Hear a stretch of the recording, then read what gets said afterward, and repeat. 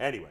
All right, let's keep it moving. Speaking of Guardians pitching, they have a plethora of young arms right now. Not everyone's pitching up to their potential necessarily, but they do have a plethora of young arms. And at some point, McKenzie and Savali are going to come back off the IL. And that's going to leave them with some serious question marks on who to keep up and how to manage 7 or 8 guys who have been getting consistent starts in this rotation. Yeah, there's nothing to question because it's not like most of these guys are pitching all that well.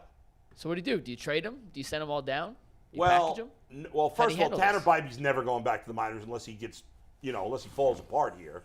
Yeah. But Tanner Bybee's been excellent in 4 of his 5 starts, so he's not going anywhere. Yep. Obviously, even though Shane Bieber was complete trash his last start, he's not going anywhere. So that's 2 guys that are locked in.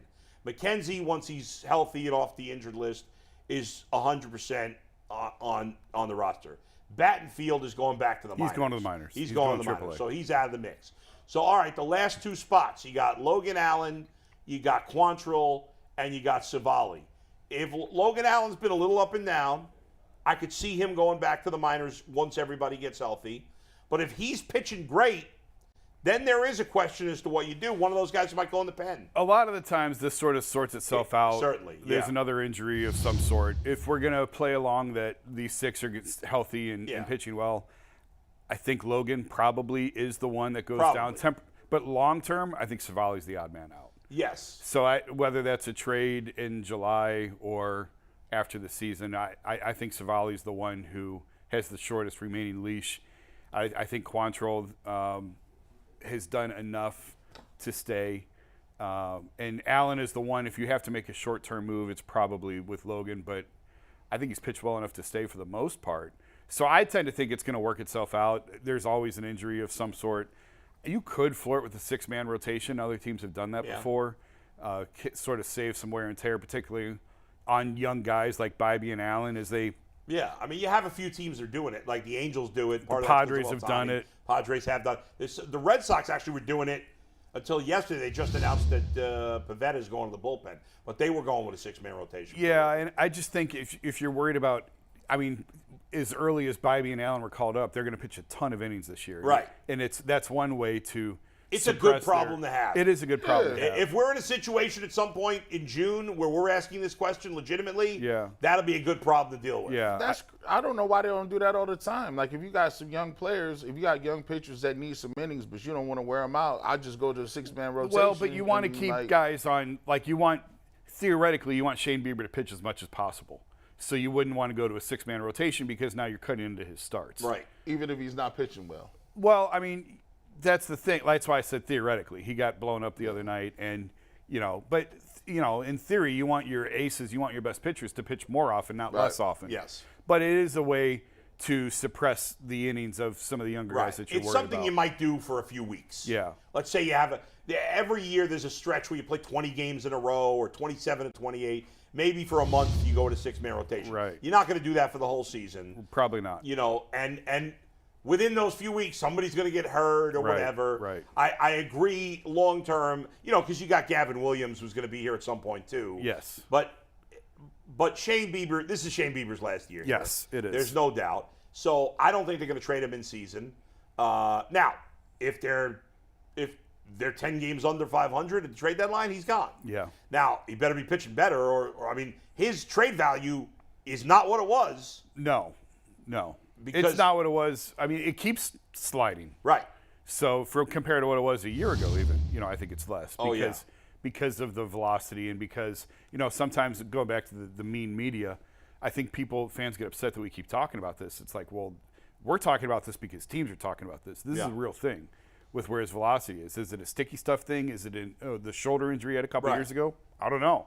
All I know is what the radar gun is saying. What the radar gun is saying is not great. Yeah, and I don't know. Listen, and the Guardians are in a weird spot because they have all this depth already in the minors. You've called up Rocky and Freeman here. They both played yesterday, but they're not getting any kind of long look because Jose's coming back in a couple of days.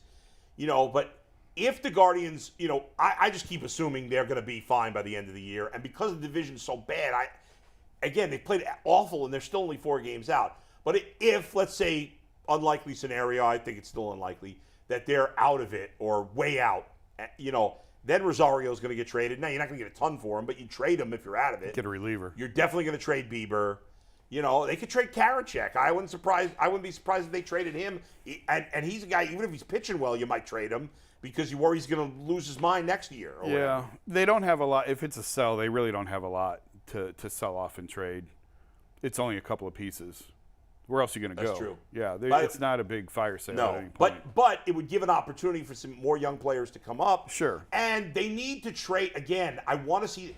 They need to get a bat. Like, go get a bat, a proven bat, not another minor leaguer. Right. A proven outfield bat. You know who I saw yesterday who I think would make a lot of sense here? Ramon Laureano. The A's I are can't going remember where he is Yeah. contract-wise. I don't know where he is contract-wise. I just happened to see Talk him. about a team like the A's are the worst team in baseball, and they have almost nothing to trade. He's one piece, though. That He's they can one of the trade. few pieces. He's got to be arbitration eligible or close to it. He's not. I don't think he's close to leaving. I don't think.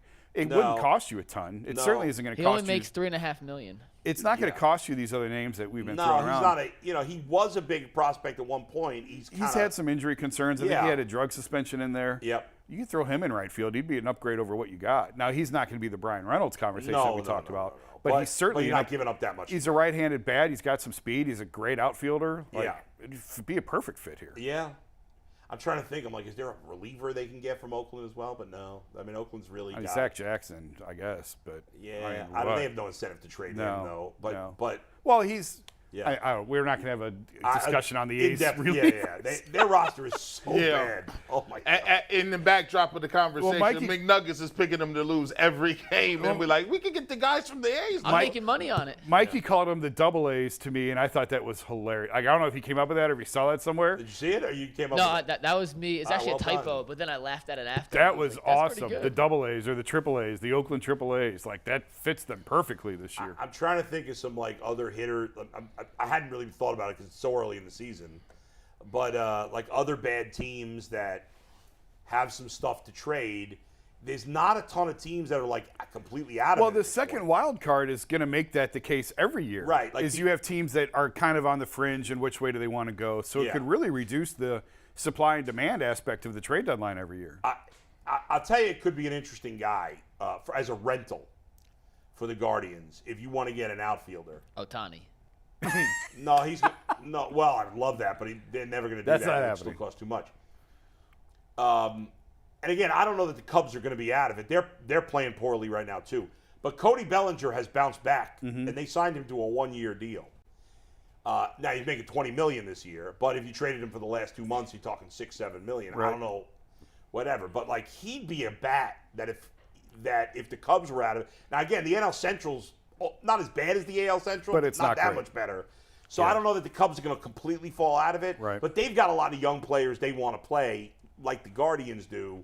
But Bellinger's a proven outfielder. Like he's a guy you give up one decent prospect for, not like a ton of stuff. And that might be a guy. St. Louis is right now in the basement. Isn't but he they're a not- lefty? Isn't Cody a lefty? He is. See, I think you want a right-handed bat.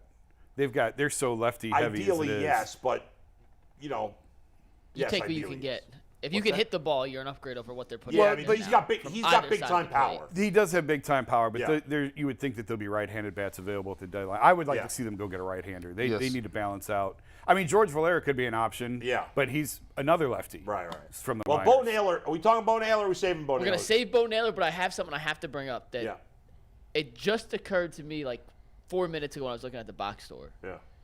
The Guardians played 4 shortstops yesterday. Rosario DH'd, Jimenez at second, but he's Yeah. naturally a Rockio shortstop. and Freeman. Rockio and Freeman. Yeah. And the guy, At this point, you can't say Jimenez is a shortstop because he hasn't really. I know he could play it, but he hasn't played shortstop. you don't ever really see a 4. I know he's not technically a Yeah. shortstop, but 4 shortstops in the infield. But this is why, and they have more coming. Like this is why they really focus on shortstops because you can put them anywhere. Like, Right. that's why they got But Arias it's in right time field. to use some of that. Agreed. And I It's- think yes, they could have gone after Sean Murphy. Yeah. But I just think they haven't found the right match yet for whatever reason. Right. Because I think that they're willing to part with these guys. First of all, I think they need to identify who they're keeping and who's expendable. right. And I think I think a lot of people are overlooking Arias. I think everyone looks at Arias as like this utility fielder, No, and he's- Rocchio is yeah. the shortstop of the future. I think that's inaccurate. I think Arias is the shortstop next year, and Rocchio is the one who's expendable. I think Really? Yes. and I'm not just saying this. I think Rocchio, Freeman, Will Brennan, who I love, and he hasn't played well, but we love the guy. He hasn't been great. Don't you dare slander Will Brennan on the show. And George Valera should all be available and trade for the right guys. And I think they probably are. You know, I don't think And they so want should Logan Allen. And Yeah, I think Allen. Well, yeah, I think Allen could be a trade piece. I don't think they're touching Bybee. no. Gavin Williams is untouchable probably at this point. right. No. Espino, it is Espino what it doesn't is have with any the value injury. right now. Yeah. It's too much injury. But I think with the hitters, I think that they would package any or all of them in the right deal. you have to be willing to get some proven major leaguers. You don't have enough proven bats. Yeah. You know, and it's time. I know we'll talk more about it, but Jason won't be here tomorrow. They got to give Bo Naylor a shot. I mean, what is happening here? And this is a whole other, and I haven't even explored this. Like, I Yeah. wanted to ask a couple of people about this, but like the whole contract clock thing. Yeah. They kind of moved away. Like, look at all the guys like Quan, Bybee, all these guys that they didn't worry about the contract Right. clock. They just called them up. And yet with Naylor, it sort of feels like a contract clock thing. Yeah, I mean, I wonder if after June 1st, if he'll be here. he has to be here soon. It's I mean, absurd. he's killing it. And I don't know enough about his receiving skills and if that truly is a reason or But not. Zunino's been a disaster behind the plate. Zunino and is he a was disaster. always a pretty decent fielder. I just think he's shot. And with Sandy on the roster here, if he Yeah. does have deficiencies, who better to teach him? Yeah, I know. And not on the roster, but on the coaching staff. We'll leave it there. We'll talk more about it tomorrow.